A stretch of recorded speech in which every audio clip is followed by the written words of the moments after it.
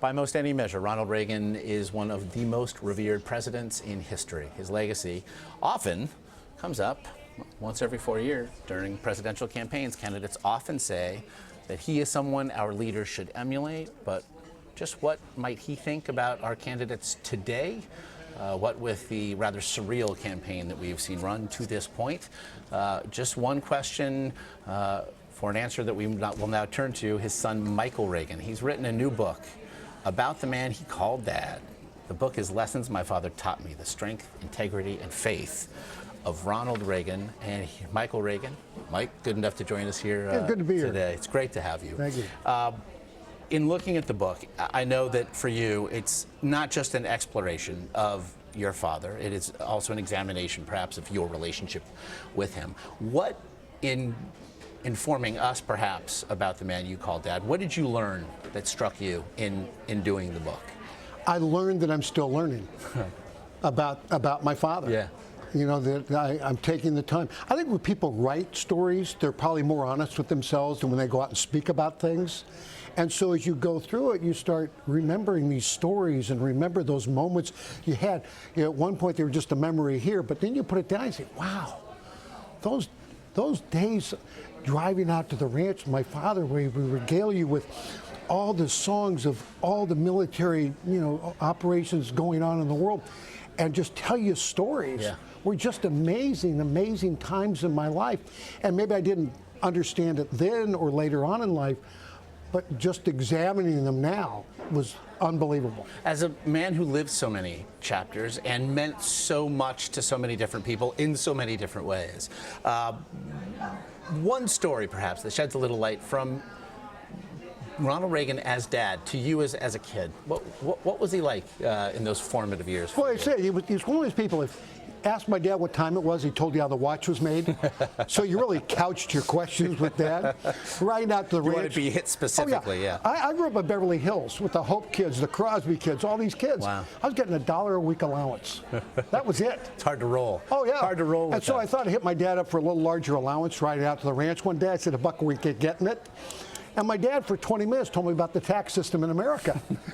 And I'm going, I don't care about the tax system in America. I was just what looking about for more money I was here? looking for another buck. And he tried to explain, well, the government takes 90% of what I make. I only get, 10 cents out of every dollar. We're riding out to the ranch. I'm thinking to myself, 10 cents? He's taking care of my mother, my sister, myself, his new wife, Nancy, new daughter, Patty. And he's taking care of the ranch and the foreman and the horses and the cows. We rode into the ranch, and I offered him back half my allowance. By that point. Oh, yeah. But he was great in that way that he spoke to us in parables, Yeah. if you will. And it was just awesome to sit there and just be with him and talk with him, to take me out, teach me how to ride a horse, teach me how to shoot a gun in the afternoon, shoot ground squirrels, and go swimming. If you want to spend time with my dad, shoot ground squirrels, go swimming, ride a horse, and chop wood, and you will spend an inordinate amount of time with my father, and it was a wonderful time. And ahead of his time, certainly to have a second family, and yet you make it very clear, never forgot the first family, never forgot the two kids from his first marriage. 20 million children will go to bed tonight in America without a father in the home. 20 million. And my father never forgot that first family that was his, my sister Maureen and myself. Whether it was Christmas or any holiday, always had Thanksgiving with my dad, because you split it between mom, you split it between dad. My kids, Cameron and Ashley, remembered them every single birthday, every single holiday. They get a little $50 check from my dad. If I tell you a quick story about my dad, how he would share things, because he really knew who he was too.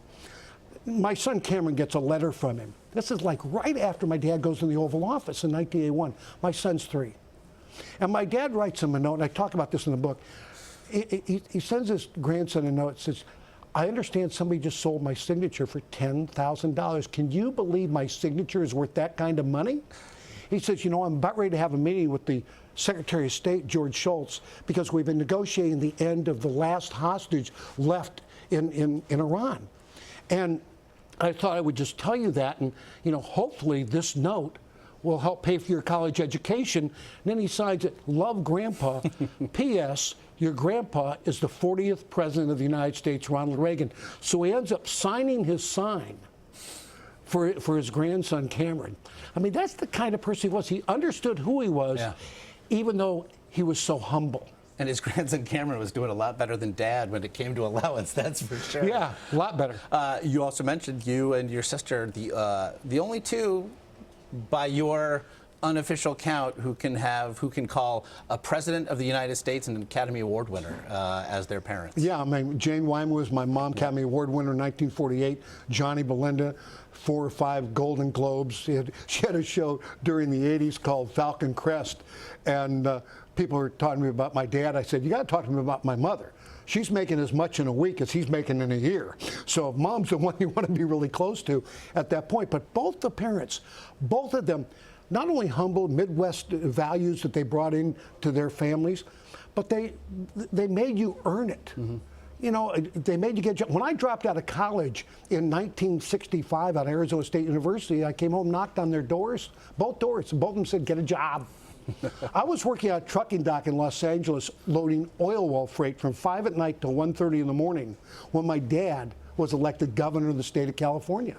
I mean, so they made us all work, you know, for a living. They didn't hand it to us, they made us work for it. You mentioned values. Obviously, the values of your father are invoked, are laid claim to every election cycle. No Republican candidate, it seems, can not find a way to say, I am the real Reagan Republican in this race. I want to ask you about this cycle then, something you said on Twitter recently, and I quote,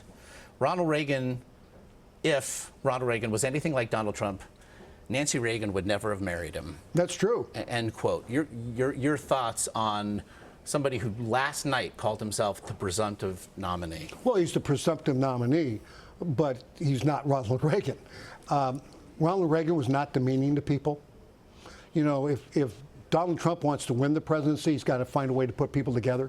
Ronald Reagan did. He reached out to everybody. Remember, he was elected because Democrats voted for him. You know, Republicans is a small party. You got to bring Democrats in to win. But he wasn't demeaning. And so that's what I mean by that. If my father had been demeaning to people, a name calling to people, Nancy never would have had anything to do with it. What do you make of the rancorous nature of this campaign? I think it's unfortunate. I think we travel the world a lot, my wife Colleen and I, and people all over the world just look and ask questions. How's this going on? Because they remember Ronald Reagan, and then they see what's going on and the rancor and the name calling and so on, and it's not great for an image of America overseas, and I don't think it's great for our own image here in the United States of America. You can't push people away and then expect them to come back to you at some point to vote for you and be on your team. And when you look back, your father often reached across the aisle to get things done. That now is looked at as a sort of political heresy, certainly by the parties. What would he make again of the idea of the polarization that we see in Washington? Well, I think I say this when I go out and speak. I'll be honest with you. I don't think he'd get the nomination today if he ran for president of the United States. Really? But I don't think Kennedy would get the nomination either the Democrat Party. I mean, Ronald Reagan raised taxes, signed abortion bill, no-fault divorce, who was a union leader. Can you imagine that guy saying, I'm going to run for president of the United States as a Republican? He would be called a rhino. And that's what's really unfortunate about it. My father looked at people in a whole. He didn't look at little pieces and snapshots of people and then hold that against them for the remainder of their lives. He found a way to work. Tip O'Neill. If Tip O'Neill and him don't come together, there's no tax reform. There's no bill signing at the ranch August 13th of 1981. It just doesn't happen. But he had to reach across the aisle to get things done, even with people who he disagreed with vehemently or disagreed with him vehemently. You have to be able to work together to be able to solve the problems of the United States and the world. Again, as you mentioned, even in doing the book, you realized that you were still learning every day. So much to learn about your father, by any measure, an American who looms over his time. The book, Lessons My Father Taught Me, The Strength, Integrity, Faith of Ronald Reagan, his son Michael Reagan. Thank you so much for joining us today. Thank really you. Appreciate it. Thank you.